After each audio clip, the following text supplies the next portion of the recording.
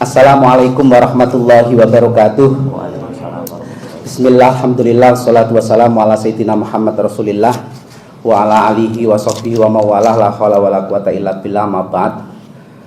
Bapak-bapak, ibu-ibu, teman-teman media yang saya muliakan, alhamdulillah pada siang ini kita bisa silaturahim dalam rangka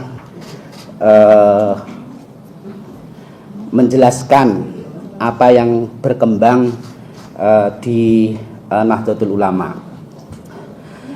Yang pertama yang perlu kami jelaskan adalah bahwa surat edaran pengurus besar Nahdlatul Ulama nomor 478/PB 4785/PB-PB-A-2 Romawi-10-01-99/11/2025 yang ditandatangani oleh Wakil Rois Am Pengurus Besar Nahdlatul Ulama, yaitu Kiai Haji Afifuddin Muhajir, dan juga Khatib Suriah Pengurus Besar Nahdlatul Ulama, yaitu Kiai Haji Tajul Mafakhir, adalah benar dan sah. Cuman memang ada kendala teknis, nanti Mas Nur Hidayat yang akan menjelaskan. Hingga saat ini surat itu belum bisa distempel digital. Nah, itu secara dikdaya itu belum bisa distempel digital. Makanya yang nyebar itu adalah surat yang masih ada tulisan draftnya. Nah, itu sebenarnya surat itu adalah benar dan sah. Yang kedua yang ingin kami sampaikan adalah bahwa surat edaran itu adalah surat edaran tindak lanjut dari hasil rapat suriah Pengurus Besar Nahdlatul Ulama hari Kamis tanggal 20 November 2025 yang keputusannya sudah beredar. Saya kira panjenengan sudah tahu semua ya. Isi risalah sudah tahu ya.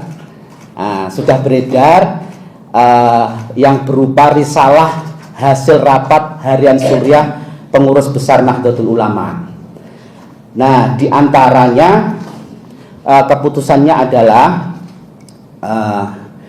bahwa keputusannya adalah Kiai Haji Yahya Khalil Stakuf harus mengundurkan diri dari jabatannya dalam waktu 3 hari.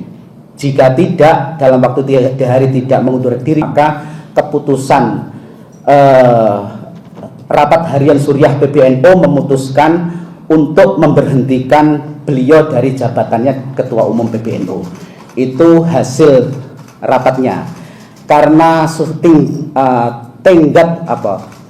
tempo waktu 3 hari itu sudah dilalui, maka surat edaran itu menjadi penting untuk menjelaskan yang intinya nomor 3, yaitu yang intinya adalah surat edaran tersebut menyatakan bahwa Kiai Haji Yahya Khalil Stakuf tidak lagi berstatus sebagai Ketua Umum PBNU sejak terhitung mulai 26 November 2025 pukul 004 WIB. Nah, itu sehingga dalam hal ini selama kekosongan jabatan Ketua Umum, maka pemimpin Kiai Afifuddin Muhajir dan juga Kiai Tajul Mafakhir sudah menyampaikan di surat edaran itu bahwa kepemimpinan PBNU sepenuhnya berada di tangan Rois Am selaku pimpinan tertinggi Nahdlatul Ulama sampai ada keputusan penetapan PJ Ketua Umum. Nanti ada rapat-rapat di PBNU yang akan menetapkan PJ Ketua Umum.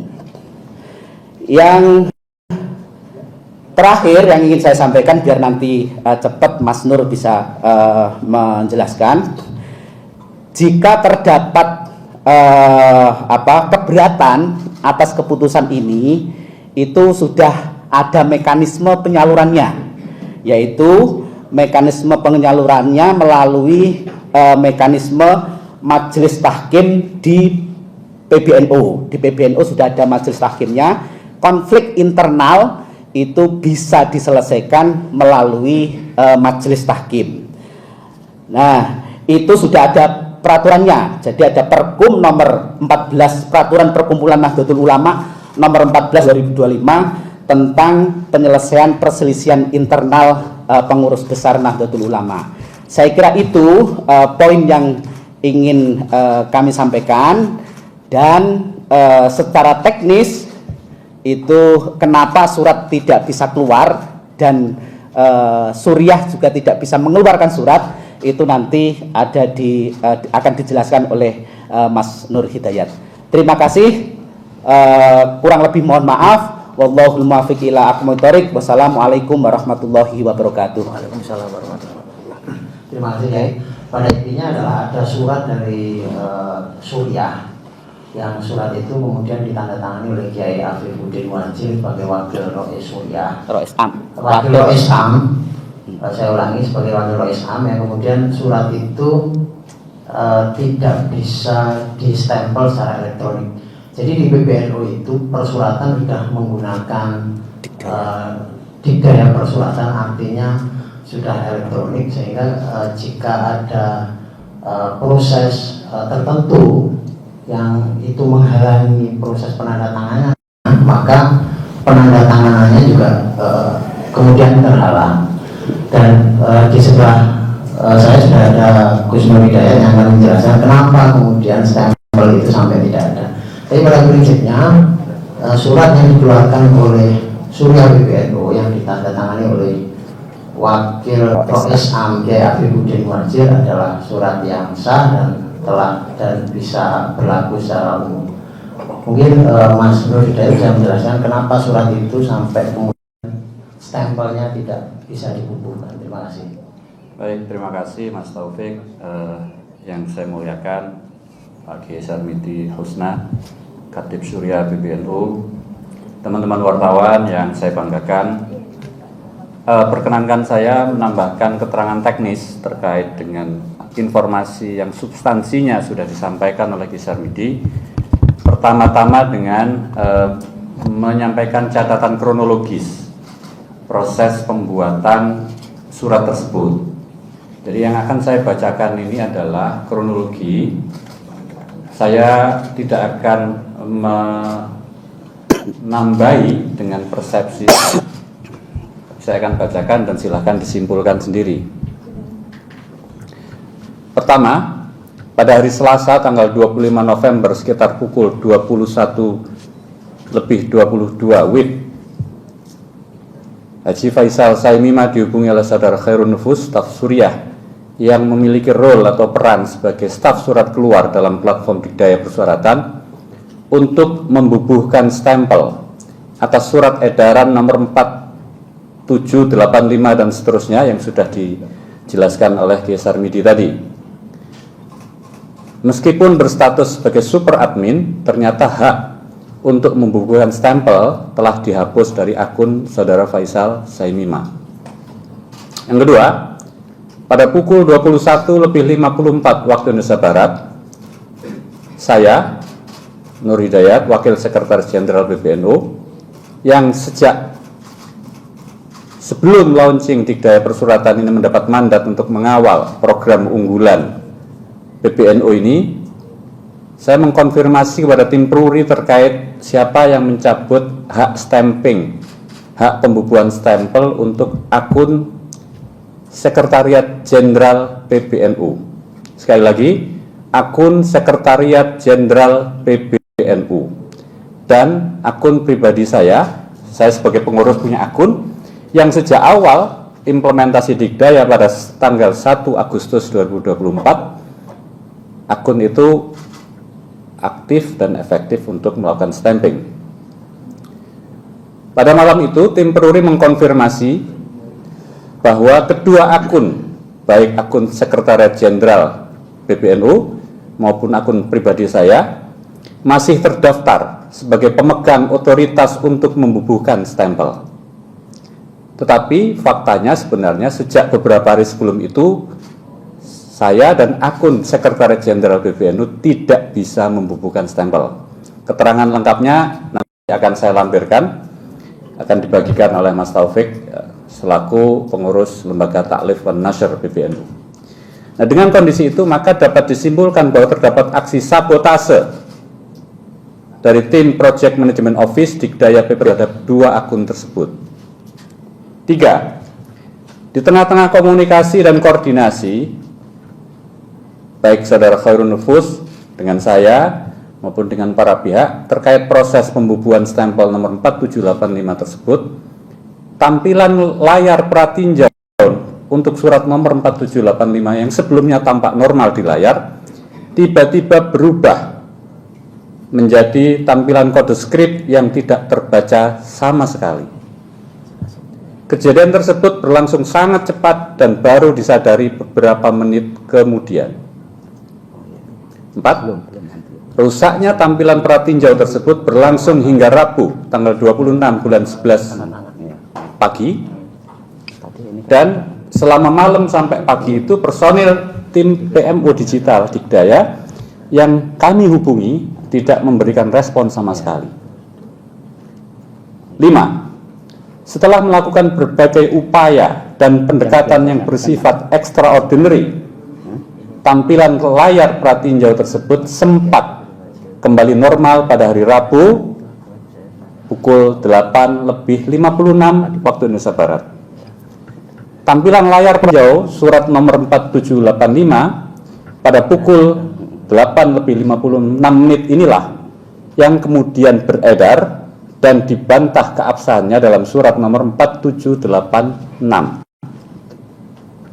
6. Terkait dengan substansi yang tercantum dalam surat nomor 4785, Pengurus Besar Suriah menyatakan hal tersebut sah sesuai dengan fakta-fakta kronologis yang yang diungkapkan dalam surat dimaksud.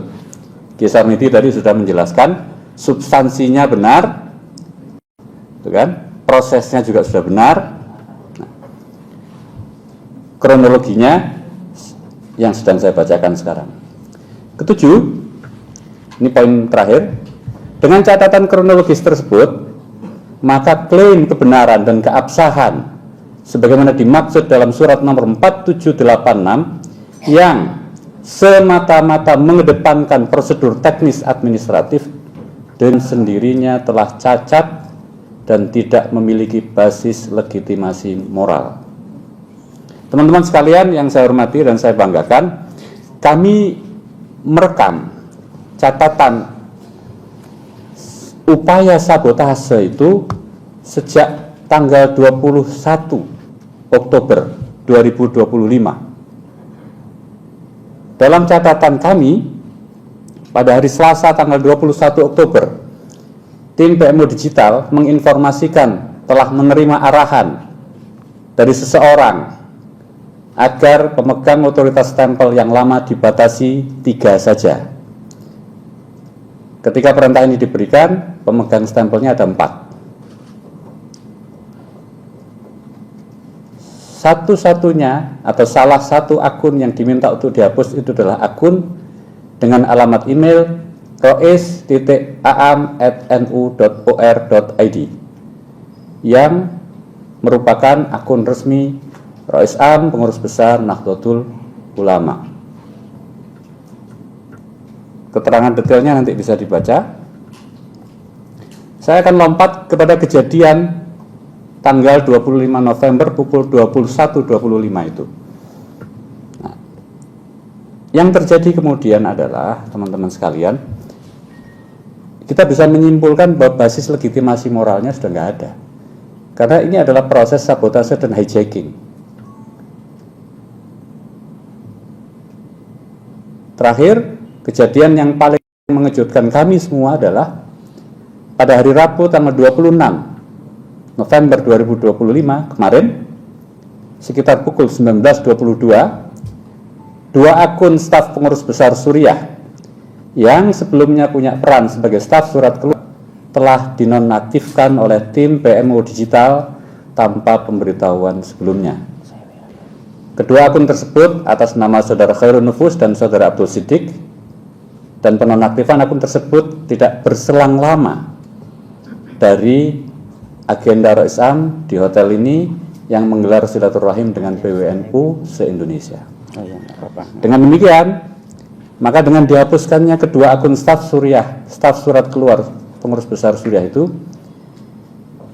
maka secara substantif pengurus besar Suriah telah dibekukan secara sepihak dan secara digital oleh oknum-oknum pengurus besar Tanfidiyah dengan memanfaatkan tangan tim PMO Digital PBNU. Demikian yang bisa saya sampaikan. Terima kasih. Wallahul muwaffiq ila aqwamit thoriq. Assalamualaikum warahmatullahi wabarakatuh. Waalaikumsalam warahmatullahi wabarakatuh. Terima kasih Mas Nur Hidayat. Untuk mungkin Pak Kiai Sarmidi ada tambahan sedikit. Oh. Baik, terima kasih Mas Taufik. Jadi intinya bahwa hasil rapat harian Suriah pengurus besar Nahdlatul Ulama tanggal 20 November itu sudah berlaku karena tenggat waktunya sudah lebih dari 3 hari ketika diterima, maka itu berlaku, sehingga Kiai Haji Khalil Yahya Stakuf Kiai Haji Yahya Khalil Stakuf statusnya sudah tidak pengurus besar, ketua umum pengurus besar Nahdlatul Ulama lagi. Kalau beliau tidak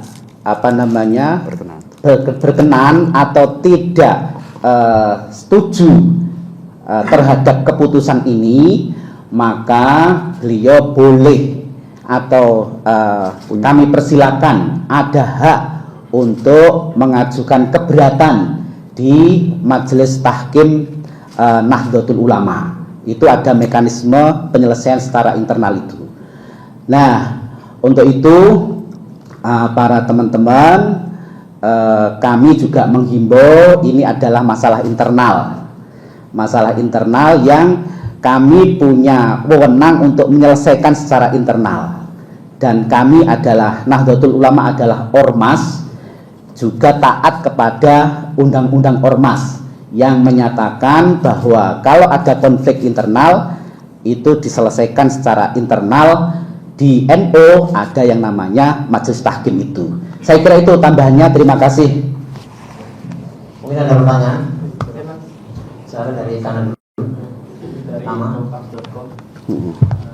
Yang ingin saya tanyakan, kalau dari Gus Yahya sendiri kan sudah berulang kali bilang kalau dirinya hanya bisa dimundurkan lewat muktamar, baik itu muktamar yang rutin maupun LB gitu.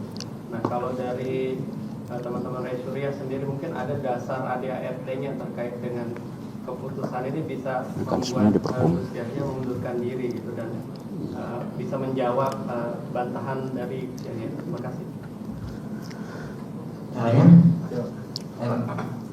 Perkenalkan Bapak, saya Raihanah dari email.com.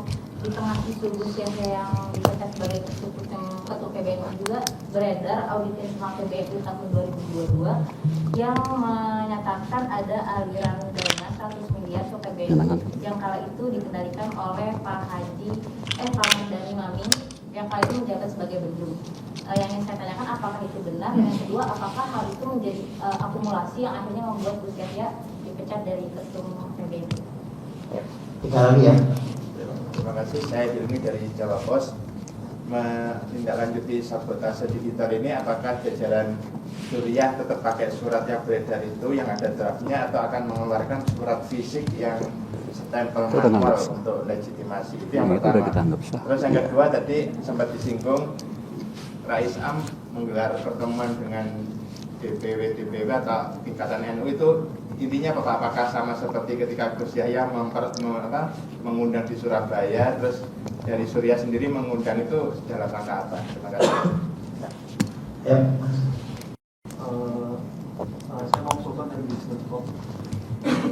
diisukan di publik itu kalau ada konflik internal ini terkait dengan pengelolaan izin tambang, Pak.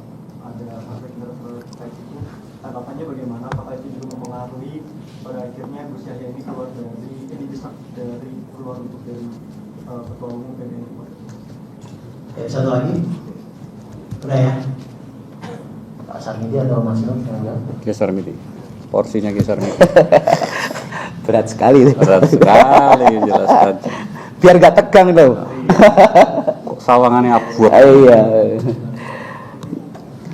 Ini kalau dulu Kiai Hasyim Muzadi itu kan sering. Ini adalah dinamika apa namanya organisasi. Guyonannya. Kalau orang NU itu ya itu biasa. Ya, terima kasih atas pertanyaannya. Jadi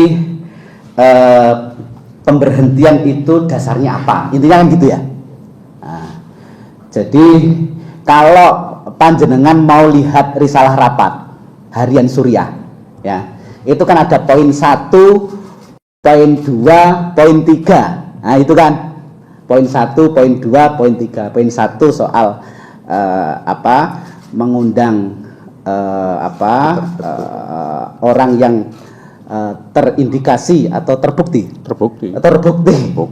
ikut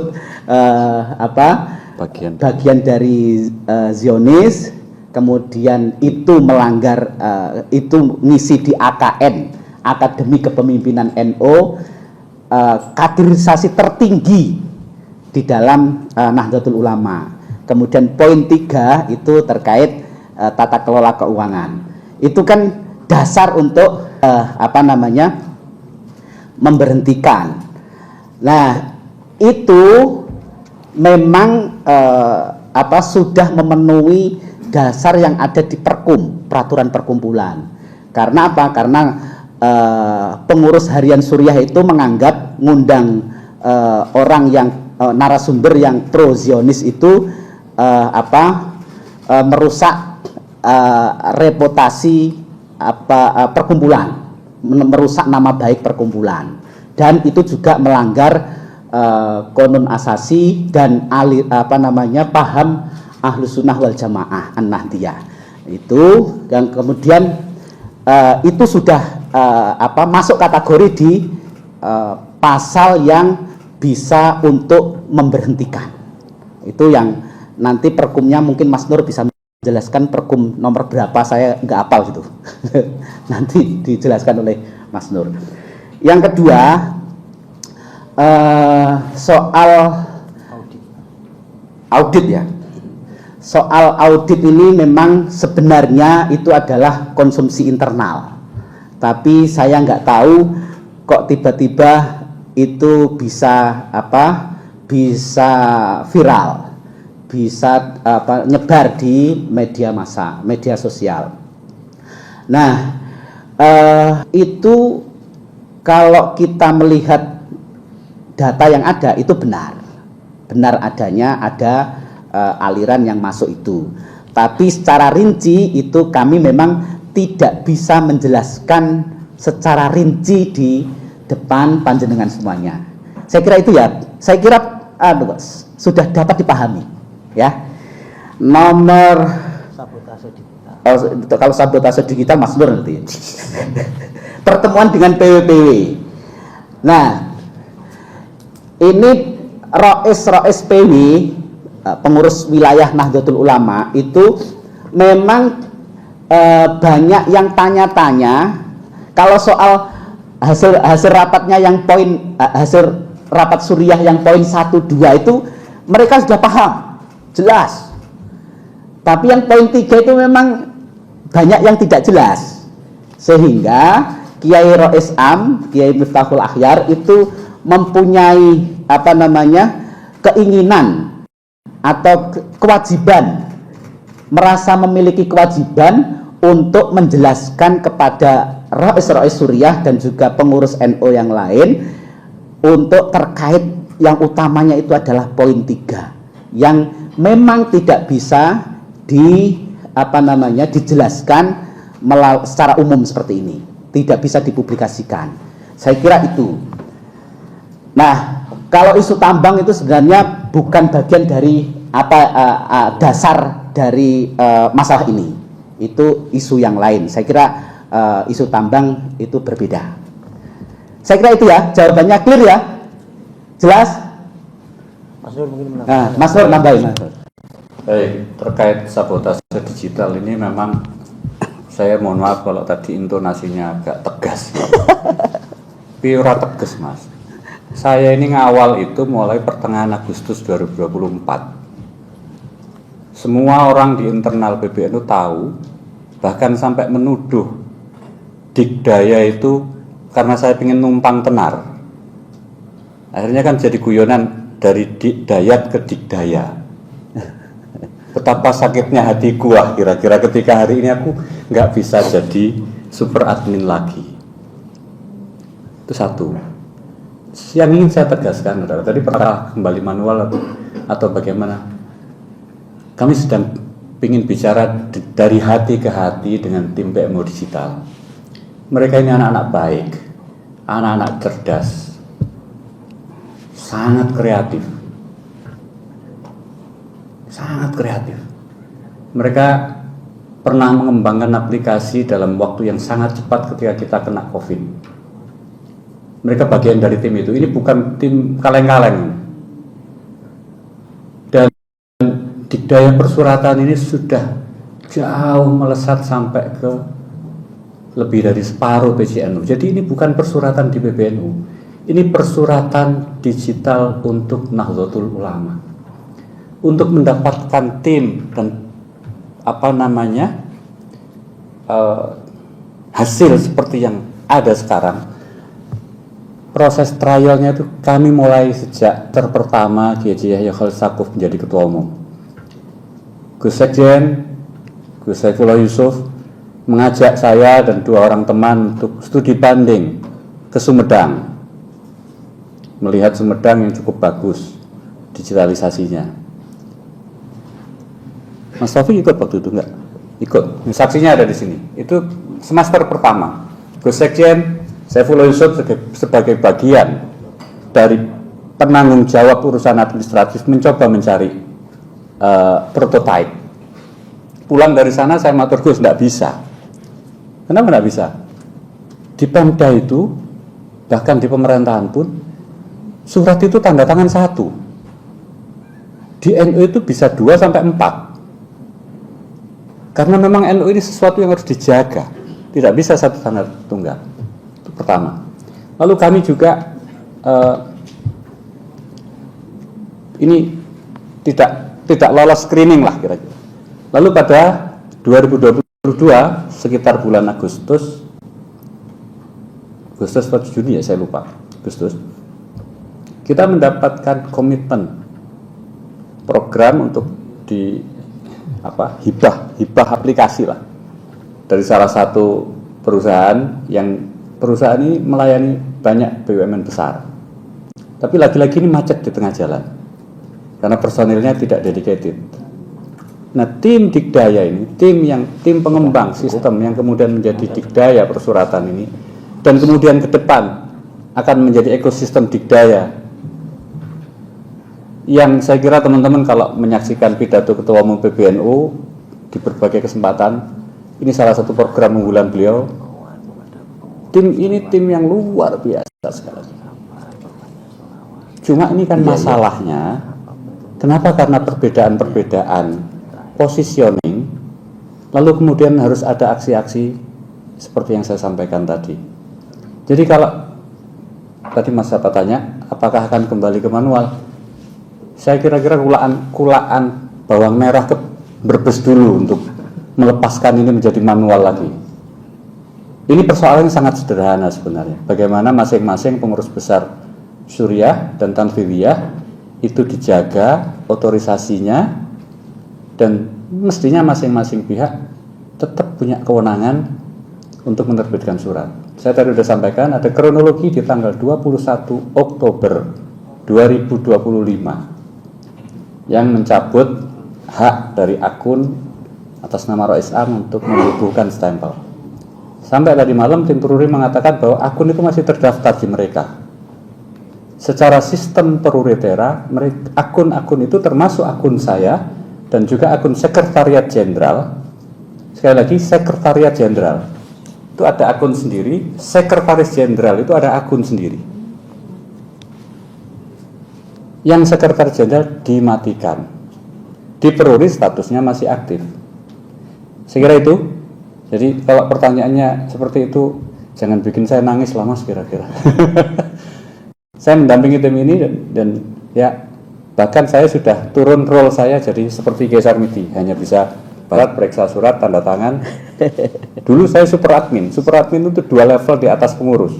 Di atas pengurus biasa itu admin, gitu kan, bisa mengelola sumber daya akun yang lain. Lalu saya ini super admin. Saya kira itu, ojo tegang-tegang Pak. Kok sawangan ini? Terakhir Mak, Kiai Sarmuji mungkin ada Masih proses dan terakhir. Oh iya, monggo aja. Baik, ini untuk teman-teman dan juga mungkin kami berharap kepada pengurus Nahdlatul Ulama dan juga warga NU, warga Nahdlatul Ulama, bahwa ini adalah masalah yang internal PBNU dan kami mohon untuk bisa tenang dan menunggu apa yang didawuhkan oleh Rois Am pengurus besar Nahdlatul Ulama.